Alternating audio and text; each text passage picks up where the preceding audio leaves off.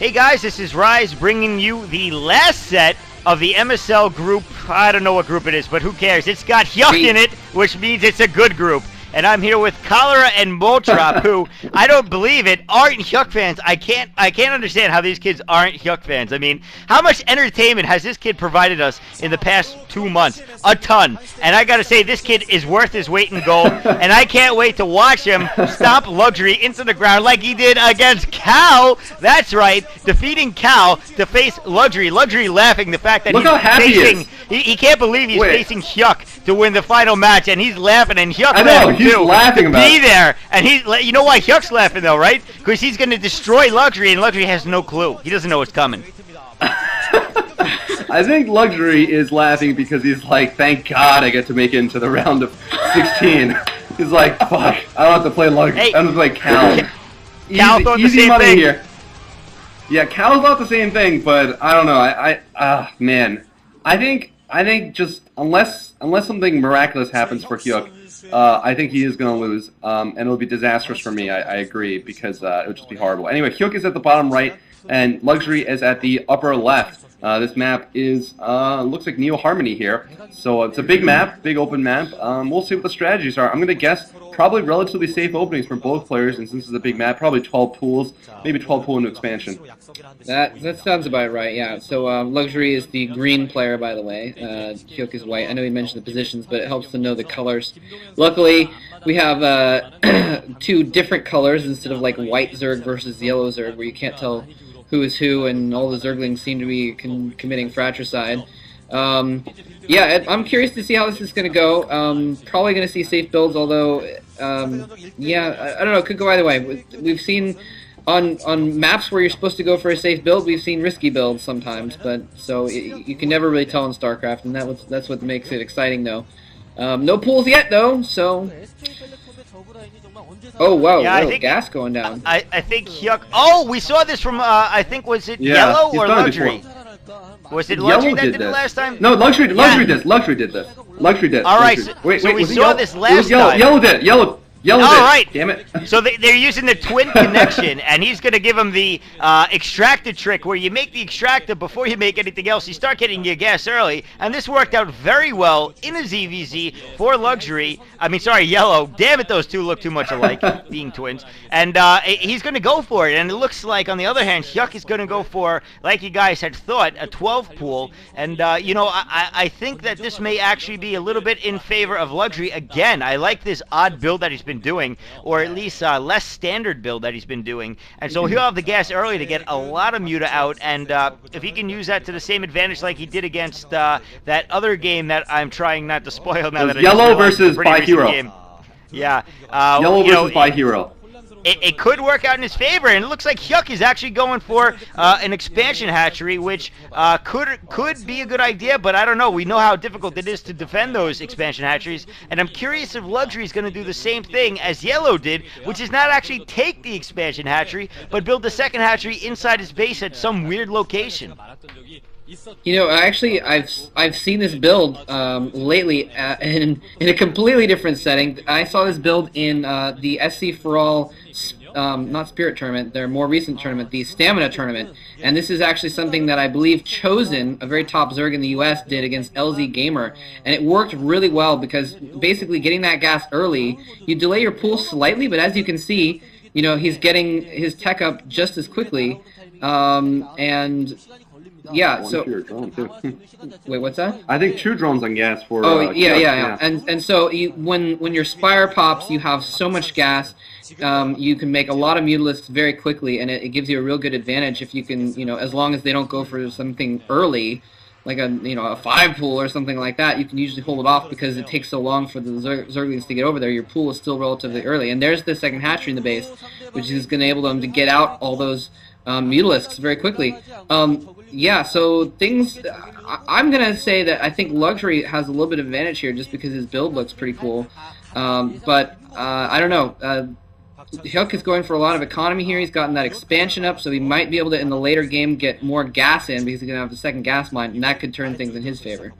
Yeah, I mean, the thing is, just as Moltrap was saying, we're going to see probably at least 200 more gas for Hyuk than for for Luxury than for Hyuk. So Luxury is going to be able to produce that many more Mulisks when they come out. He's going to be able to get the initial 6 and probably pump continuously for another 3 or 4 Mutas, or Scourge for that relative cost, whatever he wants. But he's just ahead of gas. And the thing is, with this build on a ramp map, you really, if you did what Luxury did, you won't die to Zerglings. And there's no way Hyuk, even though he had that earlier second hatch, is going to be able to gain much from having that expansion hatchery at all. Luxury even had a drone there, if you didn't notice, to help do some damage in case there was a big Zergling attack. But it looks like Hyuk also building something that is natural. Is it an evolution chamber? It is an evolution chamber, yeah. He's realizing that I think his Overlord actually his Overlord hasn't even gone in, but I guess he's just assumed, since he hasn't seen expansion, that that Luxury has gone for fast mutas, which makes sense on a big map like this. Generally, one base will always be faster, relatively fast gas. So we're gonna see him have to defend here, but that didn't work out so well when Yellow Arnak played against by Hero. So I'm gonna guess, since they are twins, that it might not work out so well for Hyuk either.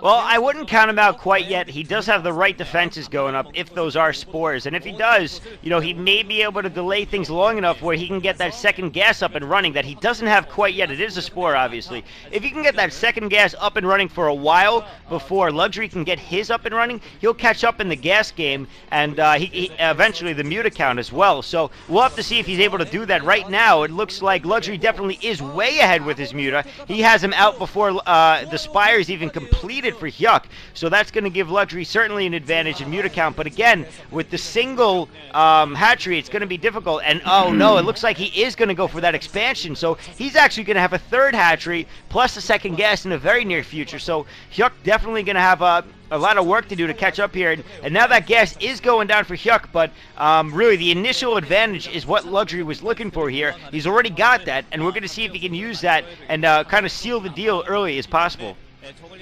Yeah, I think this is actually looking bad for Luxury because, like you said, he had basically an early advantage, and the longer this game goes on, the longer it's not early anymore, and he needs to basically be killing drones right now. And even if he does go in there and try and kill some drones with those Mutalisks, since he, for the moment, still has superior Mutalisks, there's spore colonies there, and that's going to keep him from doing as much damage also.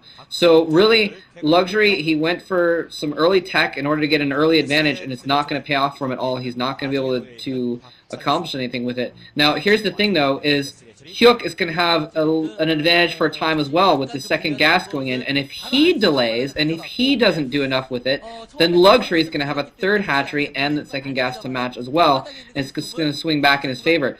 Hyuk is not generally a very aggressive player, so we could see him stand back and let Luxury take the game back, but if right now, Hyuk is in the lead, I think.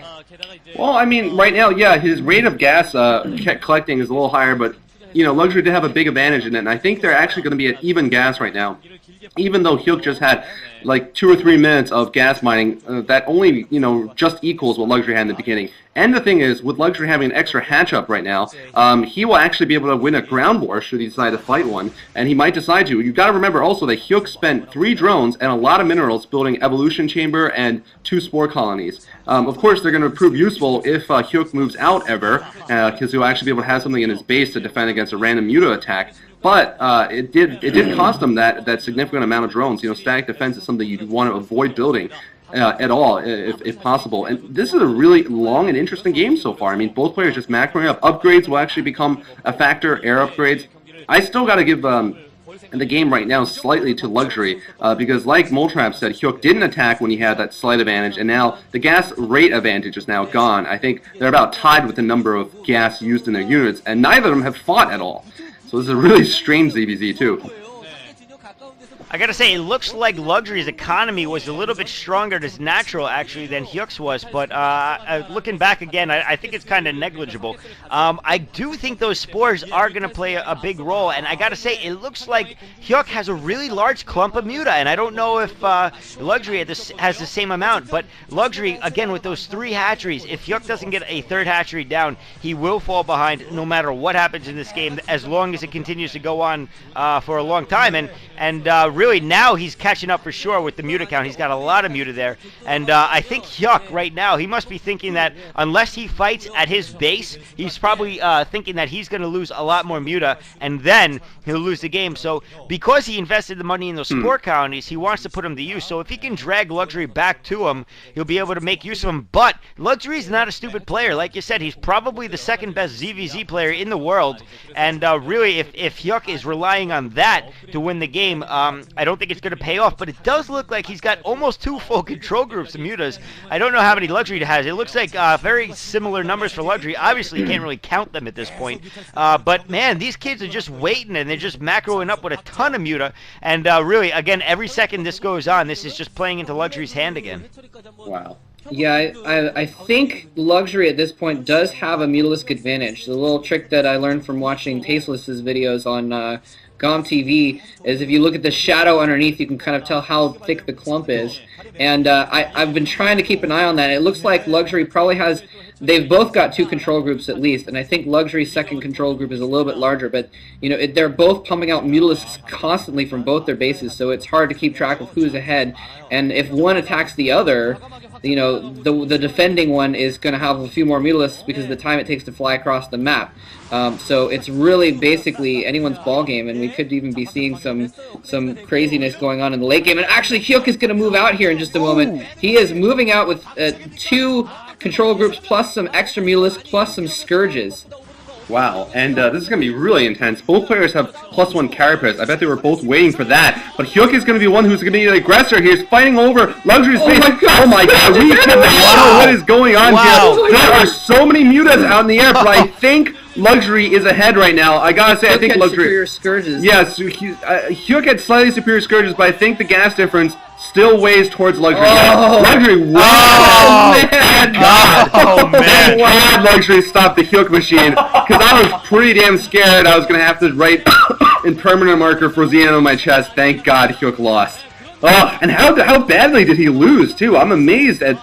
Wow. Basically, there was no micro. It was just 2 groups of Mutas went and attacked each other, and Luxury ended up that far ahead at the end. I mean, just maybe better focus targeting. I don't know. Probably better targeting with the individual targeting. I thought that Luxury had more Mutas, but I didn't think he had that many more. I think what Hyuk probably did is he probably didn't clone his Scourges very well. He probably used 2 Scourges to kill a Mutalisk, where if he'd used 1 Scourge on each of the Mutalisks, then the Glaive Worms would have killed off more Mutalisks that way. So he may have wasted his Scourges in that fashion. And Luxury, it looked like, did clone his Scourges better and was able to spread the damage out more. So yeah, GG.